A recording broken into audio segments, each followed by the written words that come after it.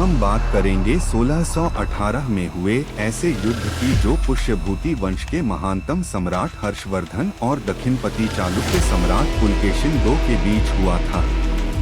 हर्ष का जन्म हरियाणा के थानेसर में वर्ष 590 में हुआ था। उनका साम्राज्य उत्तर भारत से लेकर दक्षिण में नर्मदा नदी तक फैला हुआ था। उनकी राजधानी कन्नौज थी, जो वर्तमान उत्तर प्रदेश में स्थित है। उस समय उनका साम्राज्य पूरे उत्तर भारत में था।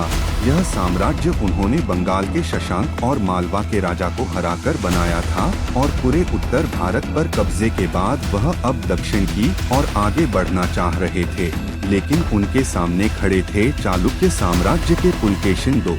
पुलकेशिन द्वितीय एक महान शासक था जिसने चालुक्य साम्राज्य को एक शक्तिशाली राज्य बनाया।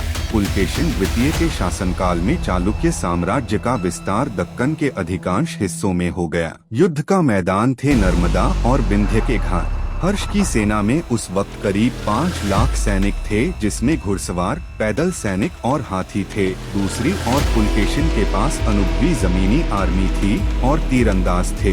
टेररिन की बात करें तो इस पर पुलकेशिन को ज्यादा फायदा था, क्योंकि उन्होंने कई युद्ध इस तरह के मैदान पे पहले भी लड़े थे। वही हर्ष की सेना प्लेन मैदानों पर लड़ने में ज्यादा माहिर थी। ऐसे पहाड़ी इलाकों में लड़ने का अनुभव हर्ष को कम था। युद्ध की शुरुआत हुई होगी और नर्मदा उस पार से हर्ष के सैनिकों ने हमला किया होगा, लेकिन बीच में विंध्य और नर्मदा की पहाड़ियां आगे होंगी, जिसे पार पाना उनके लिए मुश्किल होगा।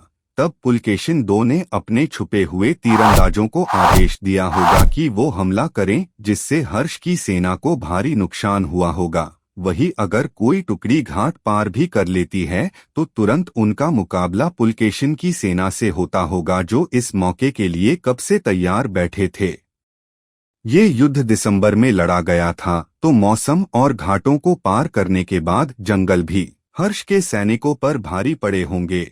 दोनों तरफ से हाथियों का उपयोग नहीं किया गया था, वजह थी पहाड़ों में मॉइस्चर और स्लिपी स्लोप। इस तरह युद्ध चला और दिसंबर में भारी नुकसान झेलने के बाद हर्ष वापस लौट गए और पुलकेशिन II को दक्षिणेश्वर का खिताब दिया गया। ये बहुत बड़ी जीत थी और एक समझौता हुआ जिससे उत्तर और दक्षिण की सीमा नर्मदा बन गई, जो आने वाले कई वर्षों तक दिखी। उस समय की बात करें तो लोग अपना जीवन सादगी से जीते थे। बुद्धा और जैन धर्म पतन पर थे और तांत्रिक हिंदू धर्म तेजी से फैल रहा था। समाज में जाति मजबूत हो रही थी और वर्ण फिक्स हो रहा था। आज से 2000 साल पहले तक कोई जाति नहीं वर्णा हुआ करते थे, जो बदले जा सकते थे। इस युद्ध के सोर्सेज हैं अहल इंस्क्रिप्शन, जो कर्नाटक में है, हर्षचारिता और ह्यूएन सैंग के लेख। इसके अलावा RC मुजुमदार और उपिंदर सिंह की किताबों में इसके बारे में और जानकारी है। तो आज के लिए इतना ही। ऐसे कंटेंट और बने इसके लिए चैनल को लाइक करें और सब्सक्राइब करें।